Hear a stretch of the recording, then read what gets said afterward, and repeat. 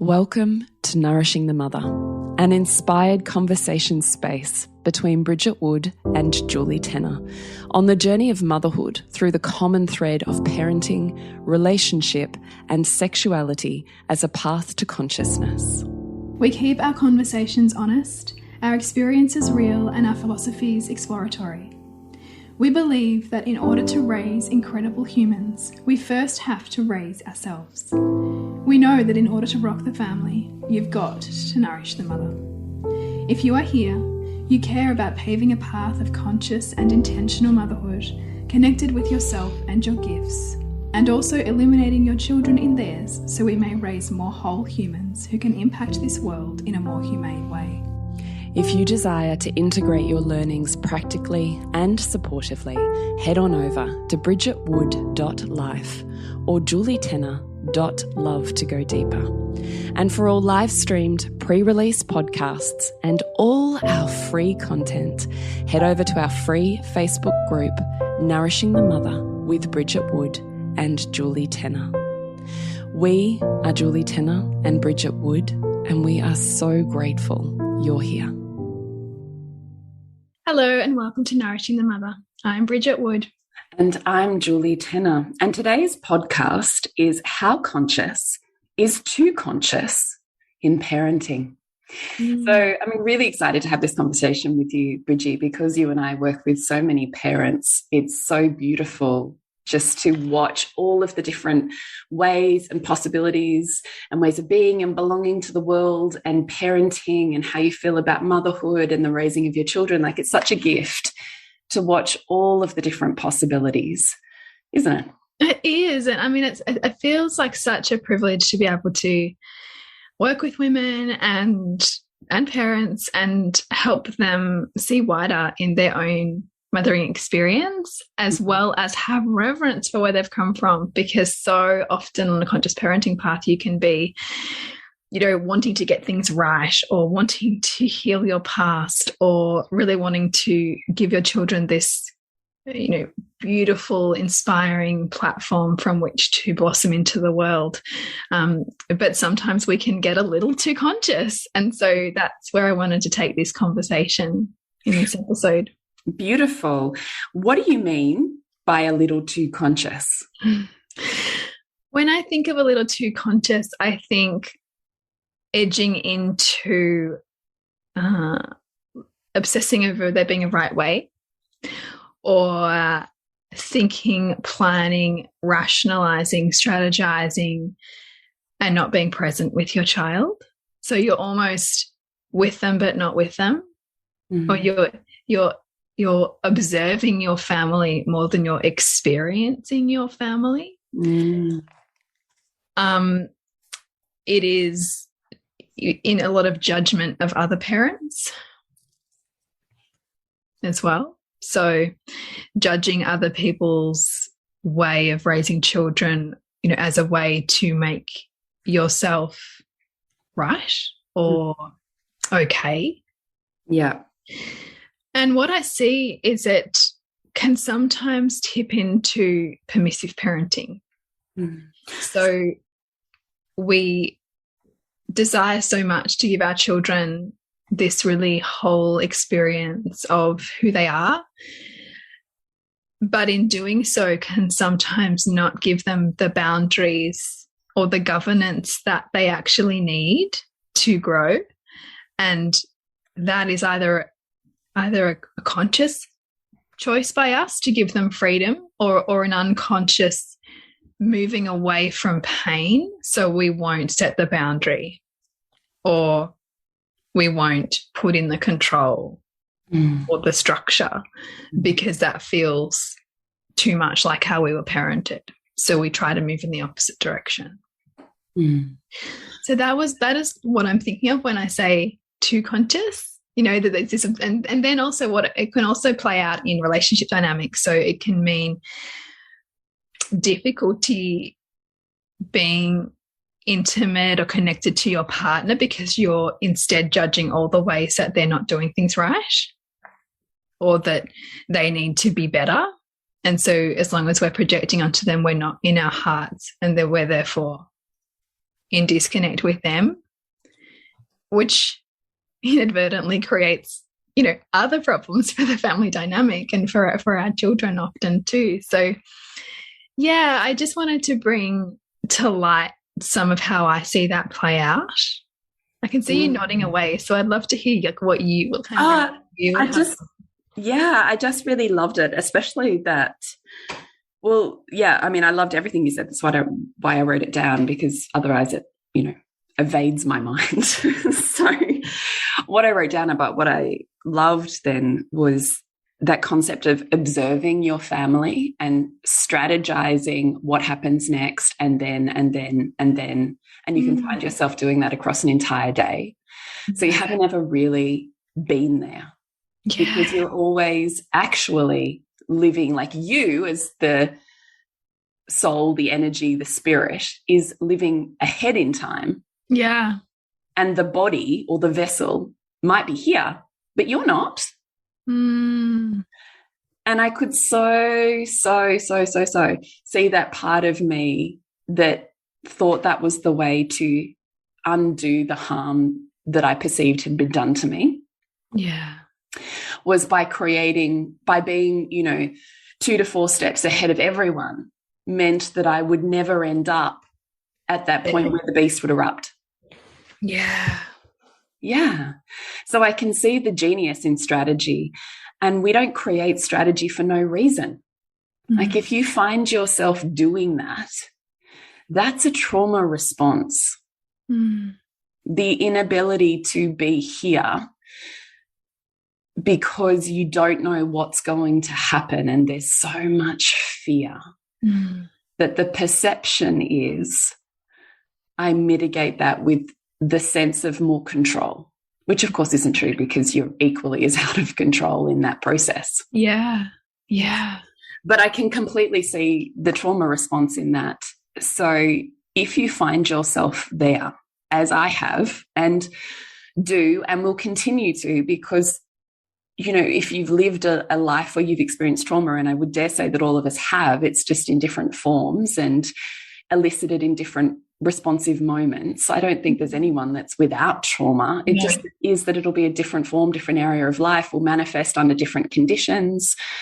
But if you see yourself doing that, jumping out of your body and ahead in time, so that you can strategize and put in place the things so that way back here, this thing doesn't happen, or you don't end up there. Because if you do end up there, you're shit scared.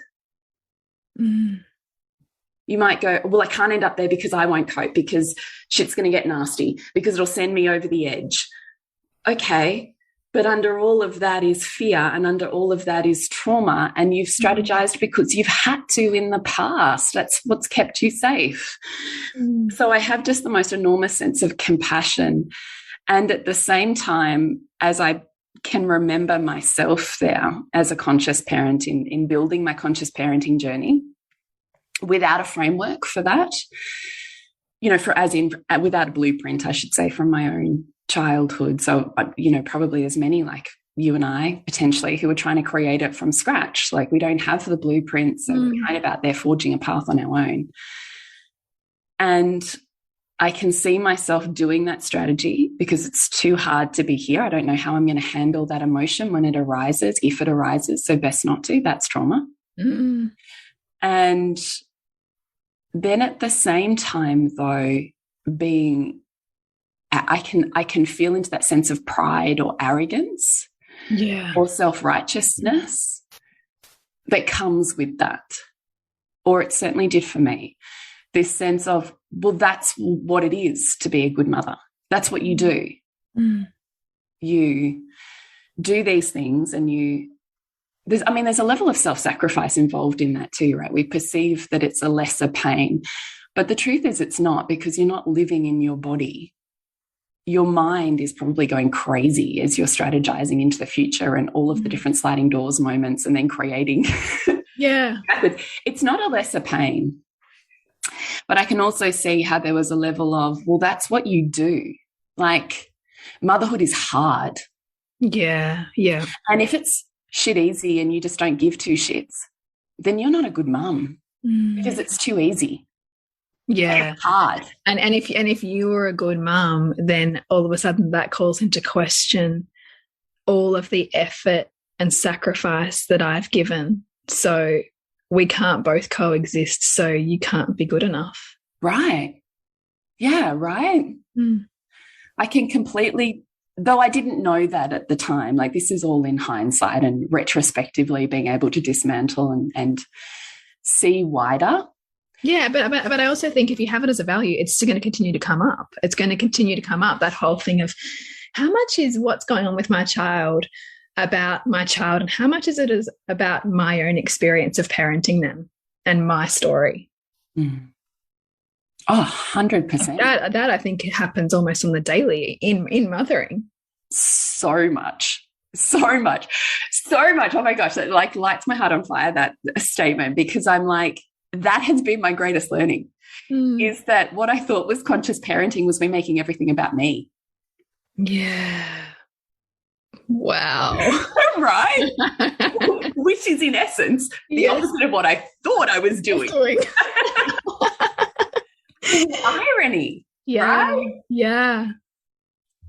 Like it just kind of, I have such heart compassion for me back then though, because there's no way I would be the mum I am now without all of that. Totally. And you know, I also really love it because in many ways, if that's what lights us up, that is powerful for our kids because they see that, you know, us lit up. Yeah, even if you know, it is in this maybe perhaps false sense of control or guiding them to some better or righteousness. Yeah. Righteousness, I don't know. Righteousness. Wrongiousness and righteousness. So I loved that statement because I can completely touch in to the part of me that thought I was doing this present gentle parenting, but actually I wasn't really there. Mm. And in fact, actually, a memory just popped into my head then. It's my husband's 50th in December. So I've been gathering all of like a timeline of photos across his life to, you know, make a slideshow. And I was going through the photos of, or the era of life that was us becoming parents for the first time and then the second time. And like him and I were like welling up in tears. Like it's such a gift just to go through old photos. Oh, isn't that beautiful? We were like welling up in tears. And I was like, I don't think I was even there. Oh. You know, like I can even feel that now. Yeah. And he was like, I think you're judging yourself because you were 110% there. Mm. And I'm like, was I? Yeah. I'm not sure. I might have looked like it. Mm. I looked like the granola, fully self-sacrificing 100% my kids' needs before anything and anyone else in the whole world. 100% I looked like it. Yeah. But I'm not sure I was there. Mm. Because you're almost lived, that was a manifestation of your own anxiety. Trauma. Yeah. Trauma. So that if you're in that, then you're constantly in the future and never actually in the experience. Yeah. Yeah. So I was looking back on these photos and I was like, oh my God, they were so precious. Mm. And yet all I can remember thinking and feeling was how fucking hard they were. Yeah. Whereas I had the experience of 3 and 4 that were completely present. Like I know that feeling is different. Mm. Like I look back on the photos of 3 and 4 and I don't have that feeling. Yeah. That unresolved tears wanting to come from my body. It's not there because I was there. I don't have stuck stuff for baby 3 and 4. Yeah. But I've got stuck stuff for baby 1 and 2 because I wasn't really there. Yeah. So much compassion for that. Gosh. Yeah. So like I just so get it. And actually it's when I think I'm so fucking grateful that we had 3 and 4 because I actually know what it's like to really be present and love the shit out of motherhood and let go all of the things of it having to be hard and self-sacrificing and look this one way, because my experience of 3 and 4, I would say, is more conscious and far less hard work. It's almost, in some ways, more, the irony being that it's more conscious in the unconsciousness. Right. Because you're actually giving permission for more wholeness. Yeah. Rather than this narrow experience of like how I need to be for them. Yeah. Or how I need to speak to them, or, just this kind of tightrope. Yeah.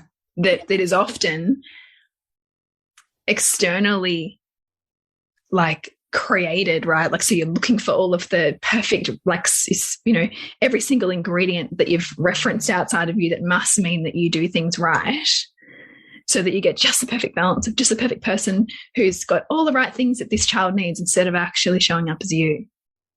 Exactly. Exactly. And actually, now I look back, baby 1 and 2 sucked their thumb too. Did they? Yeah, but 3 and 4 didn't. How interesting. And at the time, I couldn't work it out. I'm like, I'm so present. I'm so conscious. Like, fuck the control patterns. I can't, like, I meet every emotion. Yeah. But did I? Because was I there? Yeah, so you might have, and then this is like, you and I have had this conversation too before about like, the books and how to do this kind of parenting, but they speak very little about the woman in that. Yeah. And how much you can embody yourself. Yeah. Because, I mean, I can see it, like with my toddler. If I'm not with her, present, she's off the Richter. Like she can just, like, I can just see, like, even like it's been a big couple of days in Victoria, like with newer, road maps and stuff. And like, the family energy between my husband and I after reading it was like really kind of like, what the fuck? Like, awareness. Yeah. And I was just laughing to myself, because where I wasn't moving the emotion of it, she was. And where I wasn't being totally present with my experience of it, she was pulling me into it. And so much of parenting invites us into the surrender of that moment. But that if we're not in our body, they amp it up more. So, the thumb sucking will have just been some kind of expression of your own repression. Yeah, which was super painful. Yeah. But I was like, I'm showing up with everything I've got to the point of exhaustion. Yeah. But it's not about doing more. Yeah. And I thought it was. Like, if I just spent more hours rather than the half an hour where I might have a cup of tea on my own. Well, if I gave up that half an hour, then maybe they wouldn't suck their thumb. Yeah, gosh. And it's just that's never enough then. Like, if it's constantly about doing more. Right. Then it's the road to burnout and depletion and resentment and frustration, but you never actually get there anyway. Yeah, exactly. Exactly. I hear that. So that was point number 1. Point number 2 on judging other parents to make yourself right. I mean, you and I have cycled over this conversation so many times. Yeah. So we'll just briefly skim over it this time, but amen. Yeah, I absolutely found and only put around me those people that were tolerable to my nervous system, because they agreed with everything that I agreed with and saw the world exactly as I saw the world. And anyone who didn't was so jarring to me, toxic people that I could just not be around or get out of my whatever, or get so busy with my kids I didn't have to be around them. So, definitely created an entire narrative of them and us, which honestly I had done. I actually think I was acculturated into that too, because my dad was so alternative. There'd always been a them and an us. Yeah. So that was quite a safe pattern. Yeah. There was the mainstream. Yes. The sheeple. Yeah. And then there was us. God, how many families are growing up with that narrative now? How many children are being raised in that narrative now? I just see it as so detrimental. Yeah. Because it's the opposite of spiritual and consciousness, which is always trying to come back to oneness. It is so true. Isn't that, the great cosmic joke of like conscious living is that you actually just end up otherizing the representation of every part of yourself you cannot accept. Yeah. Yeah. And that was deeply painful and isolating and armoring, because I had to fight the fight whenever I wasn't in those, in inverted commas, safe communities. Yeah. Yeah. Or I had to hide pieces of myself, which is like, oh my God, I mean, the ripples that has across the world as soon as you start segmenting who you are. Well, it's so exhausting as well. And no wonder you can't have connected relationships with other people, because you're not showing up as a whole self. You're only showing up as a fraction. So you're not trustable. Why would someone want to enmesh and entangle with you when they don't know who you are? Because people can tell when you're pulling back and hiding pieces of you. Of course they can. We're always trusting someone else's trustability. Yeah. How much can I trust you based on how much I feel you? See? Yeah. So I actually see that as like isolation and being the outsider is one of my most painful memories across my entire childhood and adolescence. But where do you think that comes from? Otherizing. Yeah. So it was the healing of that wound, which I know I've spoken about also many times on this podcast, coming into a mainstream school, which also was led by my eldest son. And that was deeply, deeply painful for me to leave the Steiner community. Yeah. And walk the walk of trusting my child, which is what I'd always said I would do. That was really hard for me to do that. That was like a rite of passage for me, even though it had nothing to do with me. That's the thing, isn't it? Like that, it's how much can I also see my child versus the projection that I have on who I think they are or need to be. Yeah. Yeah. So it was coming into the mainstream community and actually being called to dismantle all of the belief systems I had about who they were. Because what I saw was women who were just as flawed and open, and actually more open-hearted and welcoming than the spaces that I had come from. Yeah, wow. Because they didn't hold the same judgments. They weren't trying to justify anything. They were just there. In like their wholeness. Yeah. You probably hadn't learned all the things you'd learned. No, that's right. Which things to hold back a bit. Which created separation. Yeah. So actually getting to know and immersing myself in, because community has been, still is, it just morphs form, a super high value of mine. So especially coming from this, what I perceive to be a super integrated, like, you know, Steiner natural parenting based community. And I kind of felt like the, you know, sore thumb or whatever that saying is, plonked into this alien world of mainstreamers, we'll call them. I couldn't let go of my value on community. So I inserted myself into committees and community sport. And because I was like, I have to have community. Yeah. I can't do this without community. Like I know women will save my life 1,000 times. And I know that me putting community around my children saves them. Yeah. So, absolutely. Yeah. So the value on my children having someone outside of me forced me to move beyond my own barriers. And what I dismantled was the them. Like, fuck me, those women still have my back in the most profound and extraordinary ways. And I've never had to hide a piece of who I am from them. So powerful. Like fucking beautiful. We're just interrupting this podcast on how conscious is too conscious in parenting to let you know what is going on in the world that you can jump into. So, Bridgie, what can we jump into?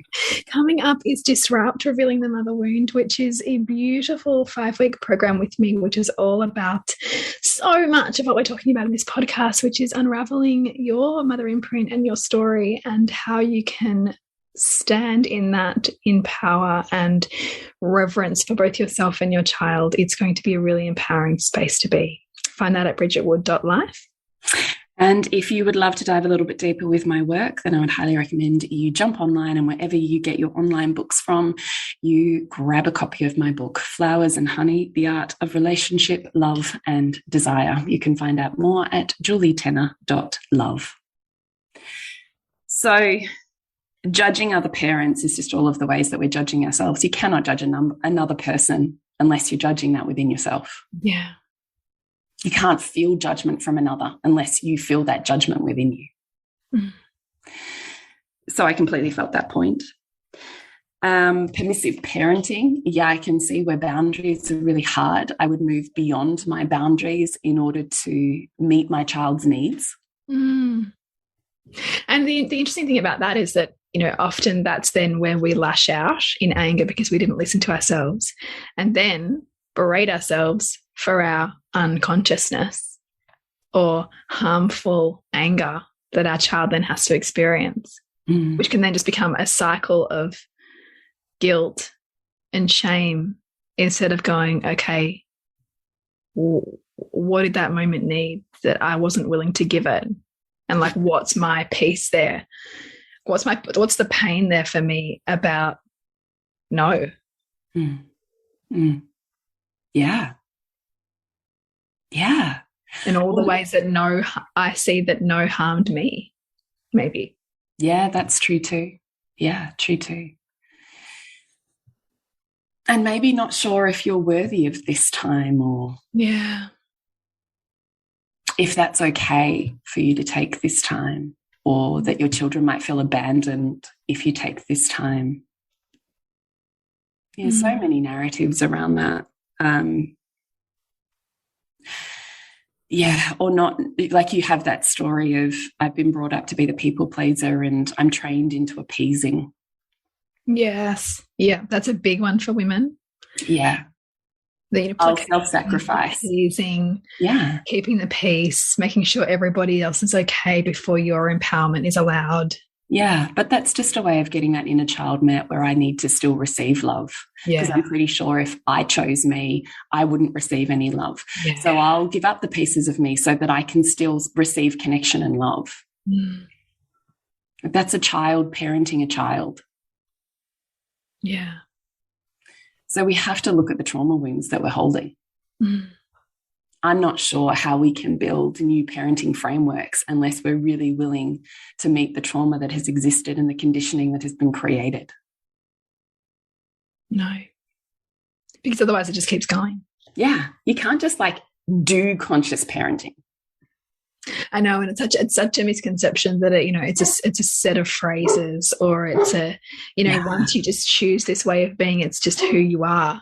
And what you practice, it is a constant unraveling of your own story.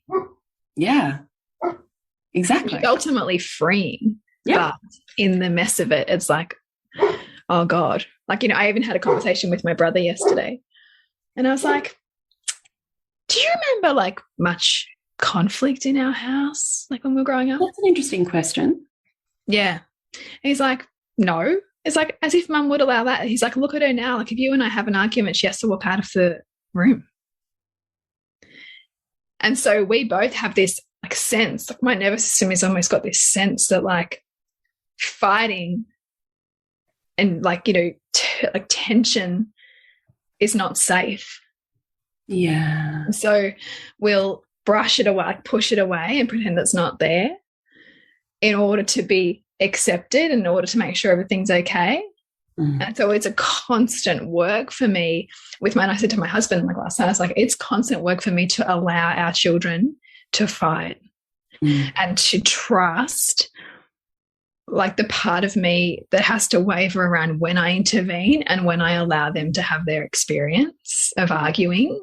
And when I can feel it becoming too much in my nervous system, I have to work that edge constantly around the sensory, intensity of that. Not to let them hurt each other, but to actually just allow the disagreement. Allow conflict to exist. Allow conflict, and to see conflict as part of healthy relationships. Because so much of I even see it with my thumbs up, like a reflex it's like a, well, fuck you then. Like if I feel like there's too much conflict with my husband, or if we're having an argument, I immediately go, it's immediate, like, well, you know, like self-protection, armor up, like, and it's just my pattern. Yeah, totes. How much less divisive would this entire world be if we were actually able to stay connected to our heart in conflict? Yes. Yeah. So much. It wouldn't be the them and me. There wouldn't be. But the way that we learn to do that is by putting ourselves next to and alongside everything that we otherize. Yeah, so this is why you don't get rid of toxic people, right? No, you don't. And you also recognize the perfection of your family. Like after my conversation with my brother yesterday, we have wildly different views on things. You know, and I am so grateful for that. Because it's exactly how it should be. In families, in families you have a conservation of opposites. In families, you will have the messy one, the clean one, the pro, the anti. Like you just have everything, because it's designed for us to become whole. And the best way to become whole is to be forced to love the very things that are your blood. And the more you disown them, the more you disown all those parts of yourself. And so actually being around family is your greatest pathway to growth, because you are forced to wrestle with, struggle with, and ultimately love the parts that you say are not you. And that is a gift. But what we tend to do, particularly in this climate, is we'll, you know, and create new families of echo chambers who think like us. When in fact, the family that you come from is teaching you. It's teaching you where you cut off, where you are polarized, where you don't accept others. You know, it's teaching us so much. And so that has been a most beautiful gift, to love in the face of such difference, and to learn to work that edge within myself. Well, to learn, I imagine, also to hold yourself. Yeah. With integrity, sovereignty, but groundedness. Yeah. So you're not hustling for your worth, fighting for your opinion to win. Yeah. It's just like, we're different. I can love me without needing to to inflate it, to puff it up, or to minimize myself and crush it down. I can just love me here, and I can love you there without needing to put you up or down either. Or without needing to like come up with all the reasons why I'm right. Yeah, and to put them down. Yeah, exactly. And to, I mean, like the work is like you notice that rise in you and you go, oh, hey there, piece of me that wants to be right here. You know, and you notice that other part that, like, you know, wants them to, you know, just shut up because they're wrong, and you go, oh, here we go, this is that other part, and you just get an shut up because you're wrong.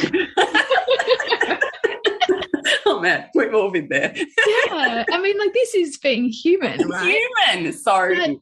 But this, you know, like the greatest struggle in being human is the tussle between our animal self and our high mind. You know, that animal nature that like wants to devour the opposite and wants to just win, and the higher mind that can go, well, actually both of these can exist. And so when we can know what those little red flags are for us, we can bring mastery, because we can go, I know this. I'm gonna put myself in that ring and see how much I can govern myself, as opposed to, you know, the relationship breaking down or creating massive conflict in my family because I'm so self-righteous, right? And instead go, this is functional. And then you then get to choose where you play. You get to have your views, your beliefs, your life, your way of being, without needing to make a single other person in the world need to do, say, or be that either. That's powerful. Yeah, it really is. Do you think there's a time at which you cut ties from family or people that are too vexatious. Yeah, I think that there is definitely, but I don't think that you do that without also owning your part in it, in the co-creation of whatever dynamic that looks like. Because when the pain is so big, we want so much to get away from that pain and to have those people out of our lives. But if we don't feel into the rawness of that and what it's teaching us about ourselves, then it's just going to change into a different form. We'll end up in a job where that conflict arises. We'll end up in a new relationship where that exists because we don't get to avoid the lessons. Yeah. Or in our own children. Or in our children, which are the most powerful ones for us to have to face it with, because you can't escape you. The toxicness doesn't disappear from your life. No. And it's even like, you know, I think about like how many of us are like, you know, just yearning for a holiday right now. But same thing, like a holiday, you don't get to leave yourself. Like wherever you go, there you are. So whatever like family dynamic you've got that you've been trying to escape from that you think a holiday is going to make better, you're still going to meet that just in the holiday. Yes, it'll be amazing because you're getting different experiences, different inputs, different, you know, ways of seeing the world, but there's no escaping you. Yeah. And actually, I kind of think of it as, where would you rather those shadow parts exist? Because you kind of have a level of governance over that. Can I go, this is really purposeful to me to keep my shadow in my mom and my sister, my mother-in-law, my, who knows, brother? Yeah. Is this really purposeful for me to be with the hard parts in those people in my life? Or I shut the door on them. Is it more purposeful for me to be with that shadow in my children, in my relationship and my partner, in my workplace? Where would I rather the pain existed? Yes, because there's no getting rid of the pain. There's no getting rid of it, but you do have a co-creation about where it appears. Where it goes. And it's that whole thing, you know, if you don't have an enemy outside of you, you will be your own enemy. Yeah, totes. So how can you love the conflict outside of you? Yeah. So powerful. Love, you know, even the times we're in of great upheaval and, you know, division, like, you know, where you're feeling cornered or where you're feeling controlled, well, then, okay, there's got to be an opposite. So where are you feeling free? Where are you feeling sovereign? Where are you feeling you have choice? And is that really meaningful to your life? Yeah, totes. I mean, it just humbles you, doesn't it, when you see that? Yeah. My gosh. And it stops the stories we tell ourselves. You know, it stops the, you know, obsessive overthinking about how things are, which is not true anyway. It offers us a pattern interrupt. And an opportunity to choose our next step. Yeah. I really feel that one. So I think that probably speaks to our next point, actually, which was providing the governance to grow. I think that's what we've just spoken about. Would you add anything onto that? Or providing the governance to our children, perhaps, was the lens you were speaking with at the beginning, and we've moved into the governance of self. Yeah. But do you want to add in the layer of the governance for children? For children? Yeah. So what I love to remind a lot of parents of is, you know, who have that really child-led inclination, is that it was Marie Montessori who so much of that thinking has come from, in terms of at least educational settings and learning. And so people pick up her quote, which is, you know, follow the child, but they forget the second half of the quote, which is follow the child as their leader. So sometimes as a leader, we're going to lead them to discomfort. We're going to lead them to difficulty, right? And where we don't want to, how is that reflective of where we don't want to lead ourselves to that? Because if I'm struggling with something in me, chances are that's going to be mirrored around me. And do I really want to cut them off from that opportunity to grow? I don't. Because they can. And I can. It's just moving past the parts that feel like we can't. It's so true. And so I think I see it a lot with, you know, many parents who, you know, attachment parent, and they struggle a lot with weaning, for example. And I just have so much compassion, because that was certainly my experience with my first child. It took so much within me to build the certainty that he'd be okay and I'd be okay, and it was, you know, the right thing for us both. But so often we can look to our child's readiness, like, oh gosh, you know, are they really, or they still want it, or we find all the reasons why toddlers should be able to feed through the night, without thinking about and giving any spaciousness to or reverence for what we really need right now. Mm.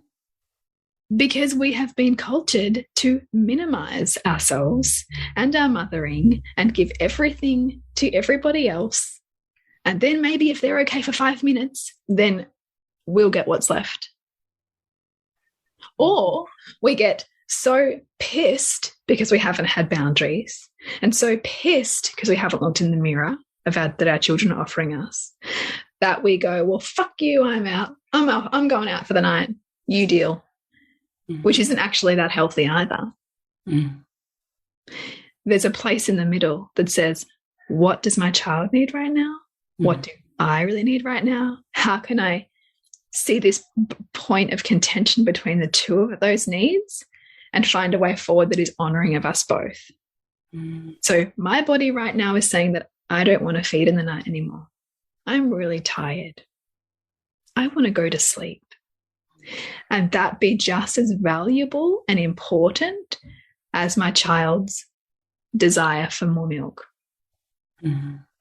And that child is learning an important lesson about body autonomy, about respecting somebody else's needs and their own, as well as their own. Mm. And they are all deeply important lessons. Mm. So it's that coming back to, what do you really want as a mother? And can you let yourself have that? Yeah, and stepping into that role of leadership, because we're all leaders. Yeah. But depending on how you feel about leadership will probably depend on how easeful that step is for you. Mm. But for kids' nervous systems, it's way better to know someone's on, you know, driving this car. Yeah. Someone's captaining this ship. Totally. It doesn't have to be me. Yeah. Because I had to do that because I was the parentified child, because my mum did not have the ship. Mm. Which meant I had to have the ship. Yeah. Because because someone in that family dynamic will have the ship. Mm. Someone will step into that role. So is it going to be you, which I perceive to be the best development for your child, is to know they don't have to adult up too quickly. They don't have to move into the areas of anxiety because, is someone leading this? I don't even know. Is there an end to this? I don't even know. Is there a boundary? I don't even know. If I hit a boundary, it's going to come out of sideswipes like, I'm out, this is it, because I didn't know there was a boundary there to begin with, and now I've got anxiety and trauma because we got to that point, and there's always a tiger coming to get me. Yeah. That's what happens when there's no one captaining the ship. Yeah. And I don't know what the rules of engagement, aka boundaries, are here. Mm. It's such a great explanation, because it's so true. And we can sometimes think, oh, but, you know, my children just want freedom to be. And then sometimes we think that gives us freedom to be. But actually, there's a level of anxiety in them if they don't feel like, totally, you know, this is coming after this, which is coming after this, and we're all going to move in this direction. And yes, some people are going to be annoyed about that, and I can accept that you're going to be annoyed, but this is where we're going. Yeah. Yeah. Because boundaries let people love you better. Mm. If you don't tell me what your boundaries are, you're not a safe person, and I don't know how to love you. Yeah. And therefore, that's my imprint. Mm. So when you say that, because I think I need to hear that again because I love that so much. Boundaries let people love you better. Mm. Because if I can say to my kids, here's how I love to be touched, and here's how I love to engage with you, and here's what opens my heart and keeps us in connection, and here's the things that fracture and damage that. Here's what we do when we get to the fracture and damage. Here's the restorative process. This is boom, what it looks like. And every time we move through these predictable set of steps, it's not a problem that we fuck it up. Yeah. Because here's what happens consistently. When it happens, yeah. But there's no tiger coming to get you, because we all know when we get here, here's what happens. But in that process, you're learning how to love me and meet me in that place, which is what we're always trying to do. How do we love the other better? How do we love in a way that's a gifting towards the other that makes them better? If you're not in relationships that make you better, what are you doing in them? Same thing goes with our children. Yes. I'm here to be in relationship that makes them better. And so are they with me. Such a great breakdown. I love that, because it's such a call to rise. Yeah. Yeah. And all of the icky places that we get it wrong, and same with me. And as my kids develop and learn, their boundaries shift and change. So it's not my job to guess their boundaries. And it's not my job to be punished by my teenagers when I get it wrong, or to just not enter it because I'm not sure if I'm going to get it wrong. Yeah. Yeah. Which alters our connection. Yeah. It's their job to go, here's how I need to be loved right now. And I go, cool. It's great for me to know that, because I can love you really well there, and we can stay in connection. Boundaries are not a problem. Boundaries are only a problem if we feel that we're going to lose ourselves because of that boundary, because we've attached so much to that way of experiencing life with that person, or ourself in relationship to that person. That's when boundaries can trigger, like the abandonment wound, which in codependent families where there wasn't a lot of boundaries, that can be big. Totally. And so part of the building of the boundaries that you're talking about is, how do I start with small ones? Yeah. And how do I both set them and be okay setting them? And how do I practice being on the receiving end and not closing? Yeah. And family teaches us that, whether it's our intimate relationship, whether it's our siblings or our parents, or our children. It's like it almost brings us full circle back to what you were saying, is how do I hold myself in conflict? Yeah. Because when I meet that place, how do I hold myself there?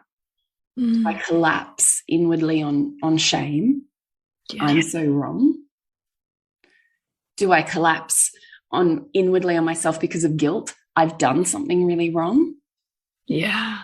Because neither of those scenarios are meeting the other person. And ultimately, if there is, I mean, for most of us, if there's any kind of trauma around conflict, which pretty much most humans have. Right. I mean, this is why we're trying to be compassionate about humanity, right? We will either be, it'll be a fight, flight, or it'll be a fawn response. Yeah. So getting curious for you about what it is. And sometimes there'll be different, like, so fawn is like apathy, you know, okay, like you just kind of, it's just, you're just kind of going with the flow. And then we all know what fight is, and we all know what flight is, and we will play, you know, totally. Hello, trauma. Yeah. And this is why we need support around us, because it is like so hard to do this if you're only relying on yourself. So much so. Because you can't see the wood for the trees. You are the wood and the trees. You are the wood. Exactly. Like you and I have the amount of conversations that you and I have about, like, you know, we can see patterns in like so many of the women that we work with, and we talk about, like, you know, unveiling them and like working through them. But like, for fuck's sake, seeing your own. I know. Can't see my own. Because your own is part of your shadow, and you're not supposed to see it. That's 100% true. That's why you need community and support to do this. Like, it's not supposed to be done on your own. Yeah. Like, really, it's not. So before we wrap up, the last one, and I know we don't want to spend too much time on it because it's school holidays and you and I are both getting back to children. We've all been going for a really long time. But the last one was that the projection of the partner needs to be better. So you're not actually in your heart loving them. Like that one just like drilled in so hard into my heart when you said it. Yeah. It's so big, isn't it? Yeah, you put the other person in the pit and yourself on the pedestal, and you cannot love from there. No, you can't, because at that moment it's conditional. Yeah. And the truth of love is no conditions. Yeah. So, and what is the impact, right? Because you're choosing health. We're so conscious. But are we? Because there's an impact of that dynamic on your children's imprint, on the family dynamic, on the health of the family and the individuals within that. Like, what is health and what is consciousness if we're only looking at it through a single lens? Yeah. If there's no room for nuance, then it's not it at all. Yeah. Which is really humbling. Super humbling. Which is the place you can love from. Yeah. When we're all flawed but equal, and that's okay. Yeah. Gosh, yes. So if you are a mum who would really love to delve a little deeper into some of your own patterns and how to kind of exist and live and thrive beyond those, to unravel your mother's story and some of those wounding places, and I really would love to invite you into Disrupt, Revealing the Mother Wound. We begin on the 18th of October, and it is a 5-week program. And it also includes a beautiful, nourishing women's circle as part of it, to really healing the community that we're talking about here. And through the ways and means that you and I both know have the power to just transform women's lives. So that's really what I want for those joining me in that space. Oh, I want that for those women too. It's really powerful work to do. How could you possibly do anything on parenting unless you're looking at your mother wound? I don't know how you can. I don't think you can. I actually think it's impossible. Yeah. So, and then also we get new layers all the time, right? Like we're taken into deeper and deeper initiations. Totes. And I have great reverence for that. Yeah, me too. Because it's okay to be human. Yeah. To be conscious isn't to be somehow rise above your humanness. No, that's right. It's actually just to embrace it and live in it. So to connect with you, Jules, is julietenner.love, and to connect with you, Bridge, it's bridgetwood.life. Remember to nourish the woman, to rock the family. And we'll see you next week when we continue to peel back the layers on your mothering journey. Thank you so much for listening. We literally couldn't do this without you. Please share this podcast with anyone you think it would be medicine for. If you desire to integrate your learnings practically and supportively into your life, then head on over to bridgetwood.life or julietenner.love to go deeper. And if you feel like giving back a little to this free content, please rate us on iTunes or Facebook, all of which helps the podcast reach more mamas who need this type of tonic for the soul.